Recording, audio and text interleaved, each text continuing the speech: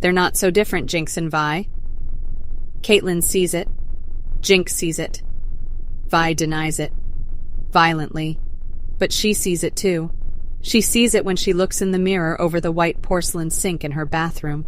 It's in the curve of her ears, the line of her nose, even though her nose has been broken more times than she cares to recall, and the stubborn set of her jaw when she gets an idea in her head, which happens more often than her colleagues believe.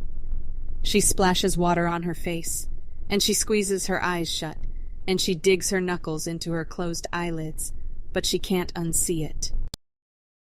The crazy hermit by the abyss says she looks like her sister. I don't have a sister. Vi snaps before she stomps off through the snow and ice towards the bridge. Caitlin is waiting by the first turret. She's standing there leaning on her rifle. You don't know that you don't have a sister, says the sheriff. I'm an orphan, Vi says. It comes out much harsher than she intended, but is there any way to make those words gentle? I don't have a family. Nonsense. Everyone has a family, says Caitlin. Vi is already gone, stalking down the lane with her gauntlets curled into fists. At the end of the match, Vi feels like she's come out of the wrong end of Kog'Maw's digestive tract. Not that there's a right end. Her face is covered in dried blood, not hers, and she's pulled something in her leg that's apparently super important for walking. Vi is trying to limp down the stairs of the summoning pedestal when her leg gives out. She teeters for a second, but before she can fall, Caitlin is beside her, heaving Vi's arm over her shoulders and propping the enforcer up. Leaning on the sheriff the entire way, Vi manages to make it back to her quarters. When she gets through her front door, she hops over to her couch and collapses face down on it. Night, she mutters. Caitlin rolls her eyes and walks to Vi's refrigerator. Before even opening it, she asks, Leftover Ionian takeout or leftover pizza? Vi flops over. Pizza. What did I ever do without you? Caitlin sets the pizza in the microwave. You probably starved. Vi laughs. Oh, yeah, that's what I did. Caitlin flinches, and guilt in her eyes looks over at her partner. Vi, I'm sorry. I didn't mean to bring that up. Still lying down on the couch, Vi shrugs and slips her hands behind her head casually. Cupcake, it's fine. No. Caitlin interrupts. I was being thoughtless, like earlier when... Vi cuts her off. My first memory was sitting in a dumpster waiting for someone who never came back. And my second memory is climbing out of the dumpster because I was too hungry to stay there. I'm like a dead baby joke. It's funny. She tries not to sound bitter. Caitlin's face is stone. Vi, that's not funny. That's awful. Yeah, but it's me, replies Vi. Vi is walking down the wide corridor leading to the cafeteria at the Institute when she hears Jinx. You know, I was a babysitter once, when I was like 7 or something. I changed its diapers and everything. Vi's head snaps around.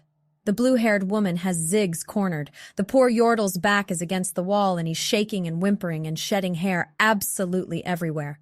For her part, Jinx is squatting down so she's almost at eye level with the Yordle. She's chattering away. But then I misplaced it. Just forgot. 1 second I had it, the next... Vi gets off one good solid punch before Jinx grabs her arm and bites down so hard on the enforcer's wrist that blood spills out onto the marble floor.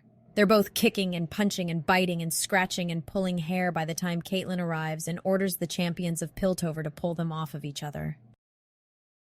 Vi's standing at her bathroom sink, having just finished brushing her teeth, when she hears an unfamiliar voice. Why, hello there.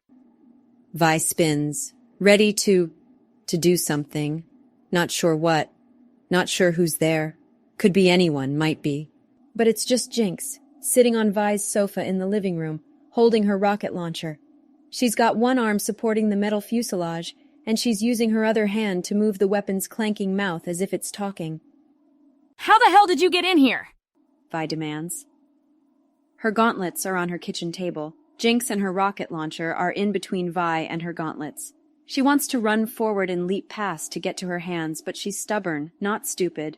Oh, I let myself in, says Jinx, still using her funny voice, still manipulating the rocket launcher's mouth. Her lips aren't moving. It's ventrilo, something. Well, let yourself out. I thought we could maybe talk, says the rocket launcher. The really creepy thing is that Jinx is just sitting there, She's staring at Vi with her weird-ass pink eyes, and she won't stop staring. Wouldn't it be nice if we could just all live together in peace? The rocket launcher continues. Like a family? Just forget about the past. Let bygones be bygones. Vi's lips press into a tight line. She's hesitating. She's actually fucking hesitating. But her answer's just how it would have been if she hadn't paused. No. The rocket launcher sighs. I just really hoped. Family doesn't forget. Vi growls. Jinx stands up and opens her mouth to say something, then closes it with a sharp clack of teeth.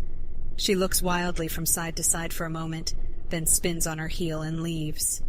Vi walks over and closes the door behind her.